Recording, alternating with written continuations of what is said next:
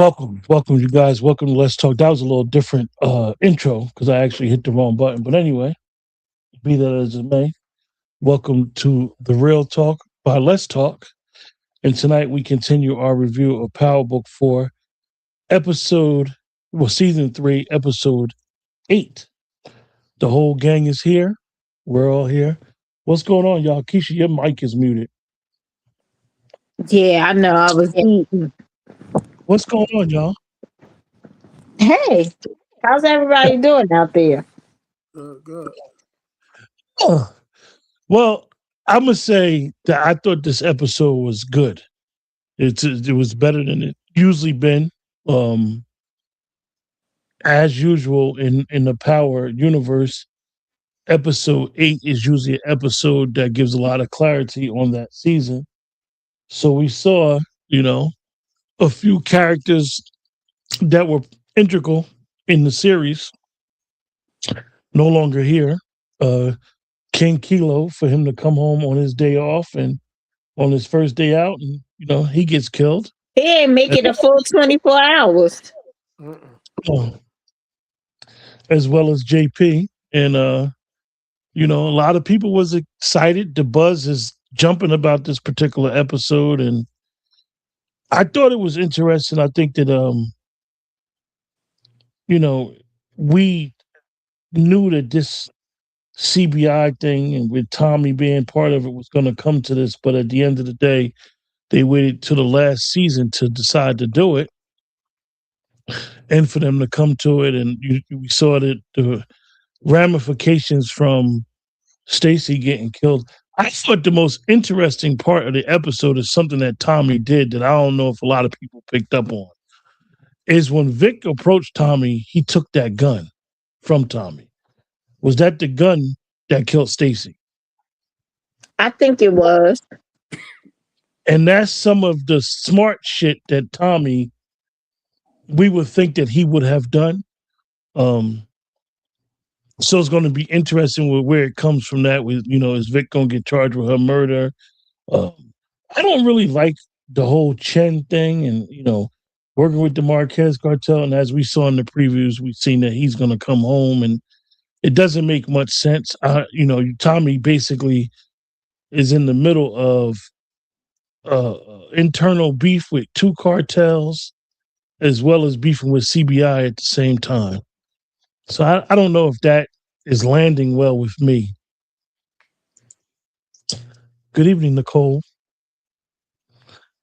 So what do y'all got? What's y'all thoughts? Let's, I understand we're not on the screen, but we're not talking. I know it's a little breezy outside.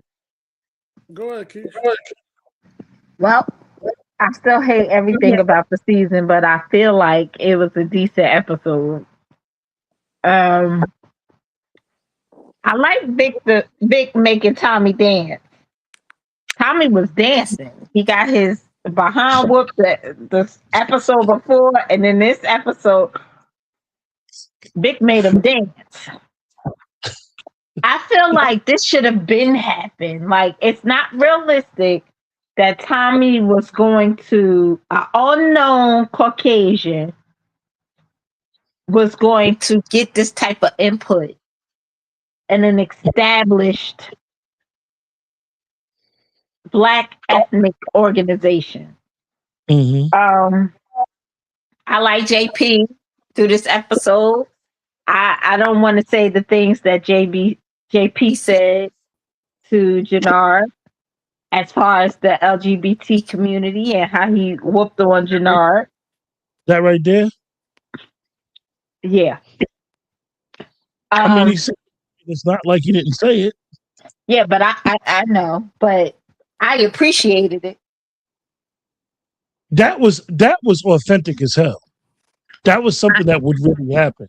But that's why I appreciated it. Like, you can't just because of someone's sexual orientation think that they're not going to be with it, especially when they don't bother nobody. He don't bother nobody, don't bother him. You bothering my son, you bothering me. I understand it 110%.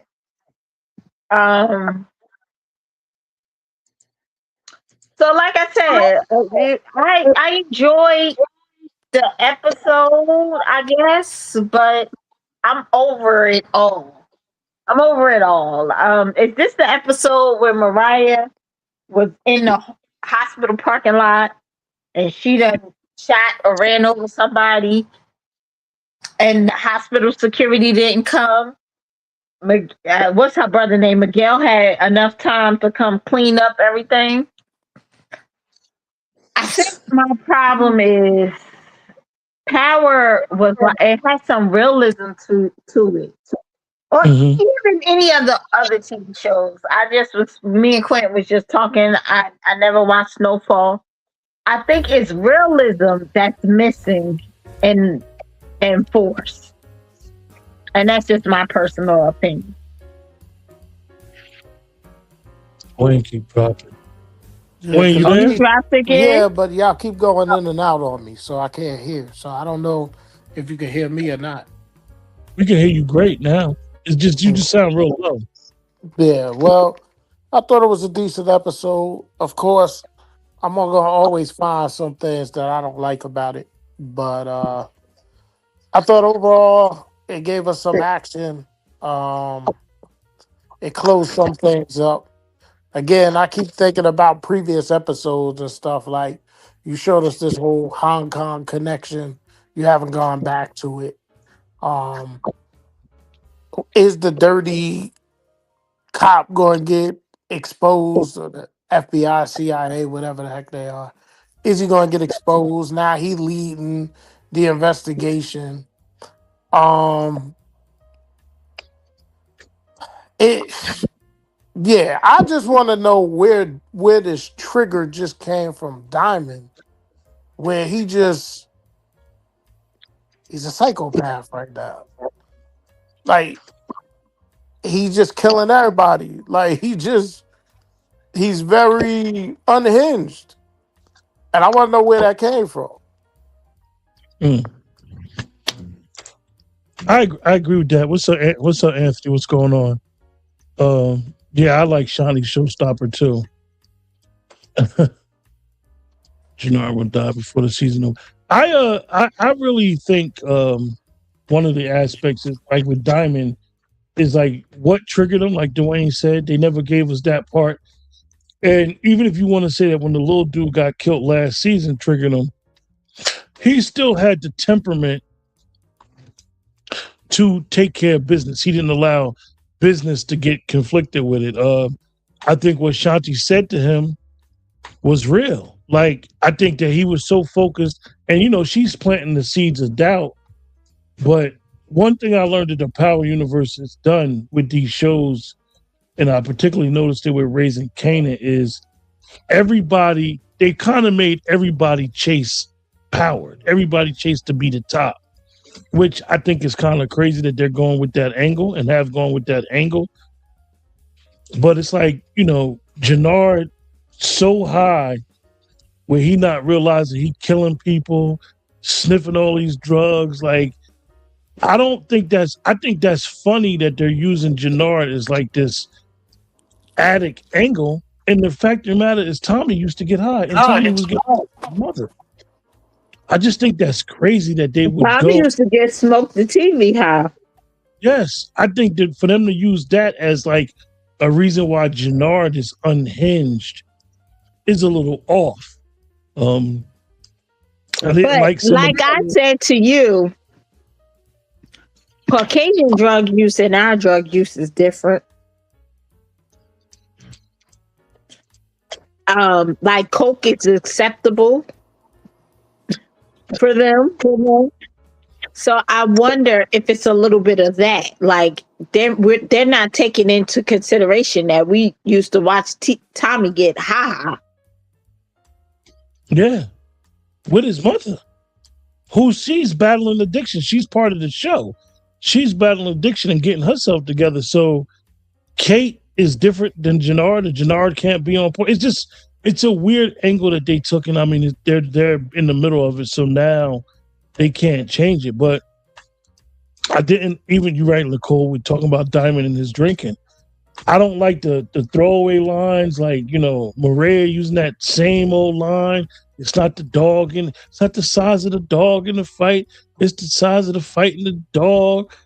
Like some of their lines just are very cheesy, and they could do better than that. They I don't know, and I'm not blasting the episode because it was the best episode of the season, but they could have done better. I'm glad they did get rid of King Kilo because Big Baby can't act. The way he talk, your brother for mine, Tommy. Your brother, like, and even the whole Tommy fucking Egan thing, like that's old. Everybody has said that. Like, okay, he's a pariah in the town. Like, but the show's about him. So what do y'all like? It doesn't make no sense. And yeah, Nicole, and me and you shared that behind the scenes the other day. Tommy arguing with Che and talking about I don't want bodega money, I want Amazon money. That shit was terrible. That was so corny. Who says stuff like that? Who would actually come out their face and say something like that's just dumb? Makes no sense. So, I'm not going to blast the show. Like I said, I thought it was the best episode of the season. And now we're going to see who's going to align with, CBI and who's going to align with Tommy. I find it funny that Tommy is so invested in saying, I built this.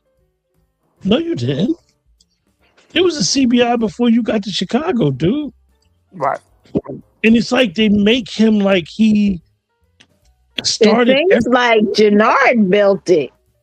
It seems like it got bigger once Diamond was in jail. Yeah. And even the way they talk about CBI, we know that CBI was always bigger than even the Sampson brothers. It's a bunch of people. It's Chicago. Like just the way they got Tommy invested, like yelling and screaming, like I built this. I'm not going to let nobody take something I built. And then Maria saying, well, build it back better and use it. Like what? Is he talking about the coalition though? But even the coalition, like they were all yeah. Even with that, Wayne, like the coalition was a bunch of different people that was fraction, but like I just don't see how he's so invested in this.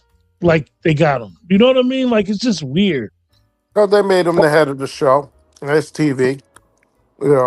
That's basically, they ain't looking for us to look at it logically. This is what I'm coming to believe. I want to know why Gerard's ear looks like that. Yeah, It's been bothering me. But you never told us. Never told us why his ear look like that. I think he gonna die on his own supply. I don't even think anybody gonna kill him. I think the fentanyl gonna kill his ass. Believe it or not, Dwayne, that's the only way that they could have written fentanyl into this script where it would have an impact on the rest of the show. You gotta have it with Jannard. If D-Mac don't go to war this next episode, I'm done with it. I will show up and not say nothing on the show. I'll say hello and good night. I mean, why are you taking it out on me and Dwayne? Listen. I can't hear Keisha at all. I know she commented, but I can't hear it for some reason. Did you hear? Okay, I'm saying it again. I said if D-Mac don't show up and kill everybody, unalive everybody, the next episode, I'm not watching the last episode. I'm going to show up for the show because of y'all, and I'm going to say hello, good evening, and good night because I'm not even going to watch the last episode.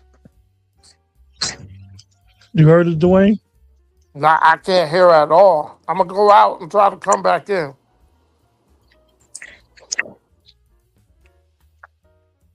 Anthony said Jannard is going to be out of control. Diamond going to rejoin Tommy when Showstopper said Jannard tried to kill them. Yeah, and that's one of the leaked scenes where you saw the leaked scene that Stars done put out where you saw Diamond and Tommy talking, which, Tommy saying, Jannard got to pay, and, Diamond saying exactly what he's supposed to say, like, I'm not going to let you kill my brother. Like, that has always been there. Jannard, for the fact, for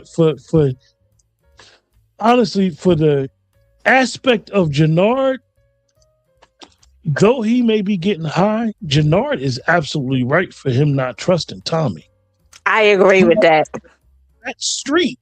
Here's this newcomer coming around. He's not supposed to trust Tommy at all. At all. He should be looking at Tommy like with the third eye. Like, why should I trust you? Nobody is supposed to trust Tommy. And those people in Chicago would have taken Tommy off of here. And I think that that's my problem. As much as I love Tommy, that's my problem with connecting with the show.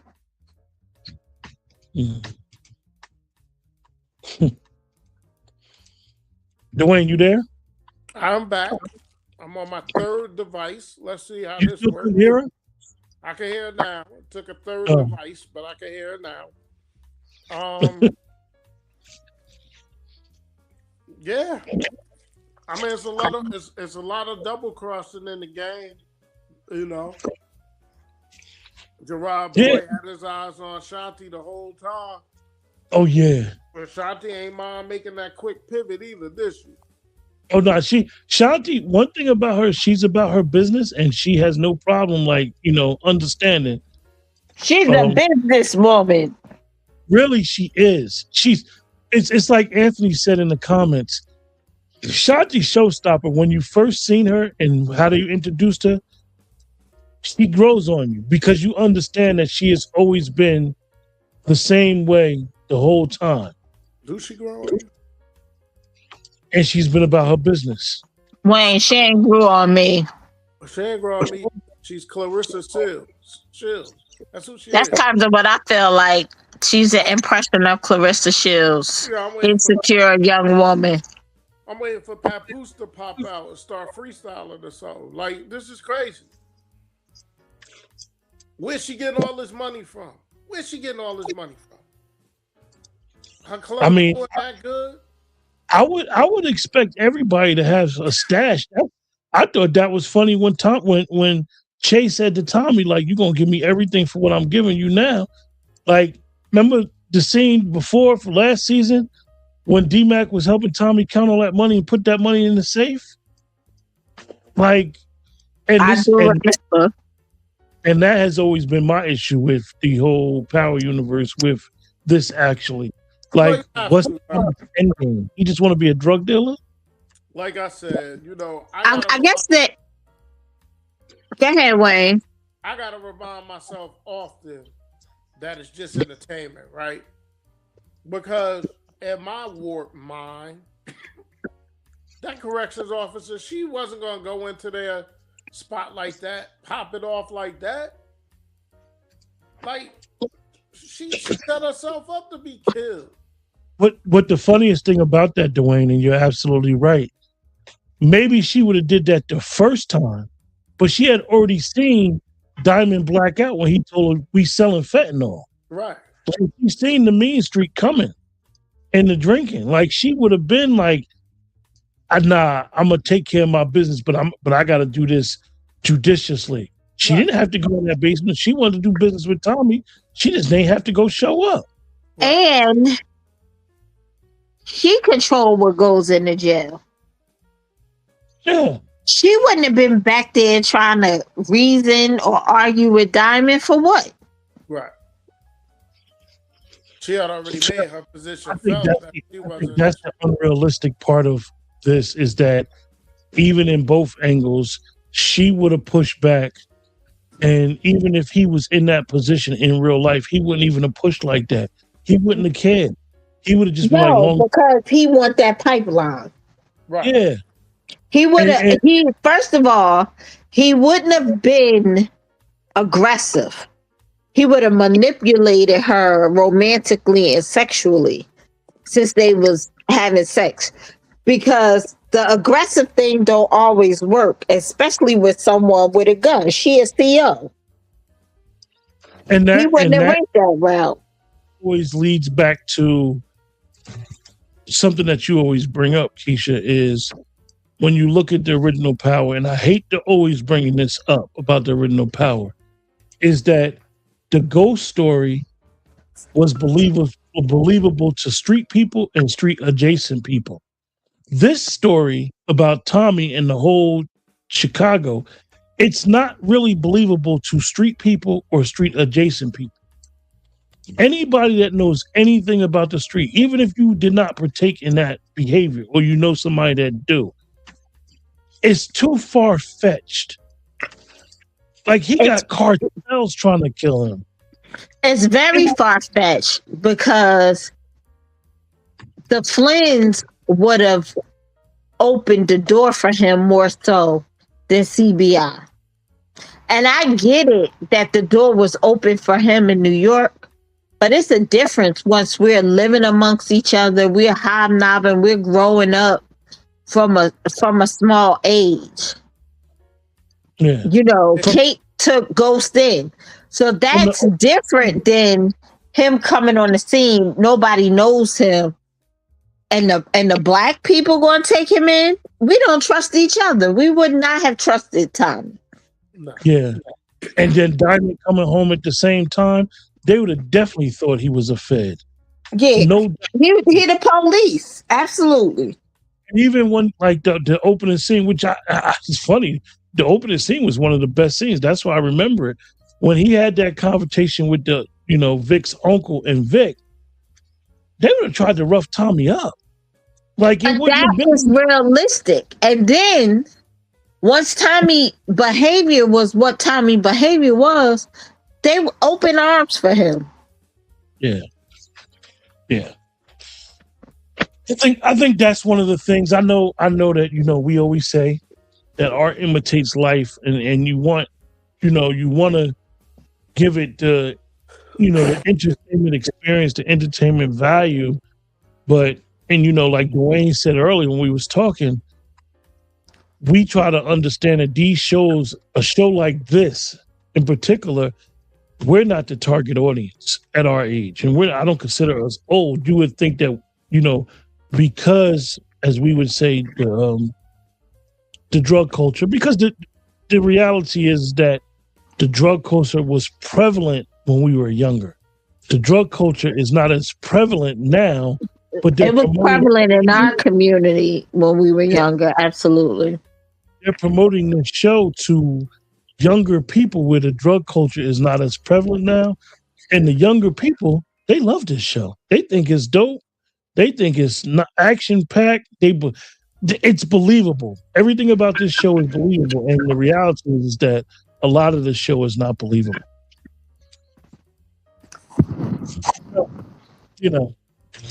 As y'all know, during the middle of the episode, we give a rating.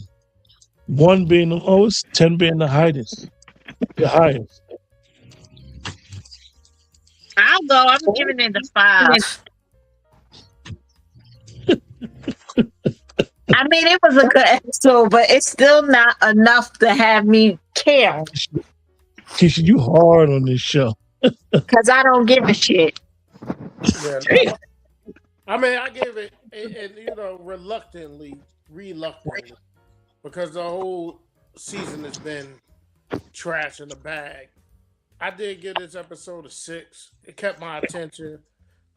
We will remember that there are certain episodes this year that I just, in my good consciousness, couldn't even watch whole episodes. It was times I stopped and I would be like, all right, let me take a break from it and maybe go back to it. And it was just two episodes this year where I was like, nah, I'm good. Just seeing 20 minutes of it. So, I'll be getting all upset because Stacy and all these people was around the crime scene, right? All these people. Nobody saw the gun. I mean, not the gun, the phone. Nobody saw the phone. But Bobby.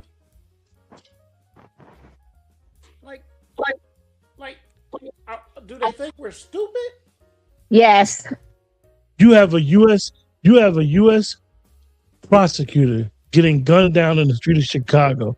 So the canvas did not find that gun. I mean, did not find that phone. They're gonna turn that whole block upside down. He comes up on the scene, picks up the sheet, sees that it's her, and then, oh, what's that in my peripheral vision? Oh, it's a phone. Come on,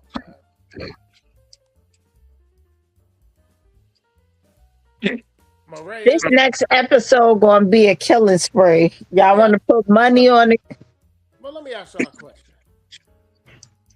How many times does she need to run old boy over with the car? Oh my God.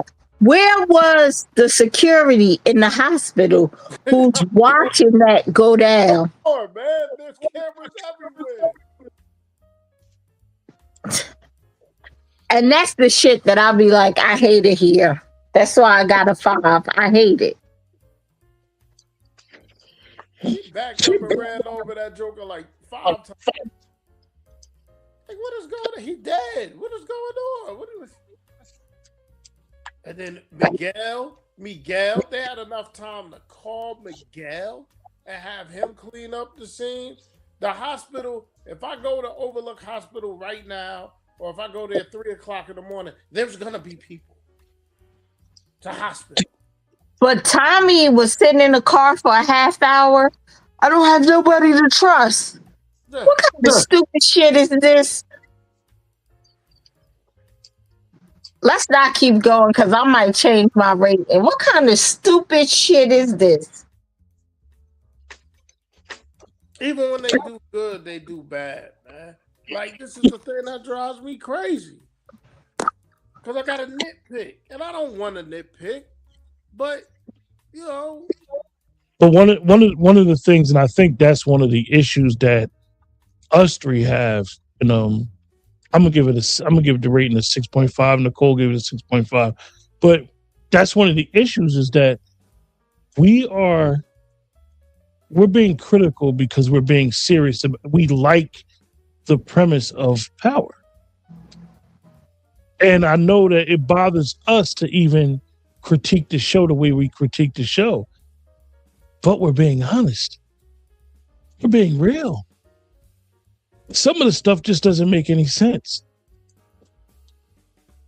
So Miguel has a crew that can clean a crime scene, but he don't even got enough soldiers to go to war. doesn't And make who much sense. erased the security tapes inside the hospital?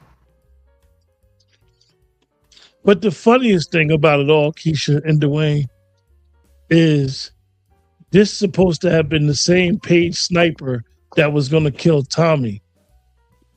And he couldn't even get to Maria because he was messy. Listen, he couldn't kill Miguel. Like, he's the worst sniper killer in the history of TV. Yeah, he's the worst hired hand. He can't kill nobody. Dwayne, did you give it a rating? Yeah, I gave it a 6. Yeah. I mean, it's tough, you know. I and reluctantly gave it a 6. As I said, we do got some things coming down the pipe. Hopefully, we'll be able to, because The Shy, as anybody knows, we did the Power and The Shy was our shows that we started first, but The Shy is ending, and I'm not waiting on Power Legacy. The show must go on, and we'll continue to do review shows and do talk about certain documentaries that may pop up that may have some interest. Well, you still got Kane. You still got Kane. I'm about tired of that shit too, Wayne. I'm just saying, you've been reviewing it this long, you can't. That's what we're talking about Breeze the whole time. You know what I'm saying? Like, we And the Breeze is not. He doesn't fit who I imagine Breeze was. This, you can't unlame a lame. That's how I'm gonna put it. I understand. But anyway, any final thoughts, you guys? See y'all next week. Yeah, listen, and anybody that's been rocking with us, hope y'all having a good holidays. If you celebrate whatever you celebrate, we're in the midst of Kwanzaa, and New Year's fast approaches. So we just thank you for rocking with us. We hope everybody It's Have a safe. happy new year. It's safe to end this 2025, man. Like, be safe in these streets, man. It's a lot of stuff going on. A lot of people just, hey, man. Everybody on edge, man. People reckless, and this strand of flu that's going on, and you got running backs getting drilled in this football game. Jesus, and I just want everybody to have a good, 2026. With that, I couldn't have said it any better myself, man. Y'all take care. We'll see y'all next year, man. And like Keisha and Dwayne both said, have a happy, healthy, safety new year. And we look forward to doing different things. It's partly my fault. It's not Dwayne and Keisha's fault. It's my fault. And just continue. We appreciate everybody that's been supporting us and continue to support us. And look for some bigger and better things going into the new year. Take care. Have a great night.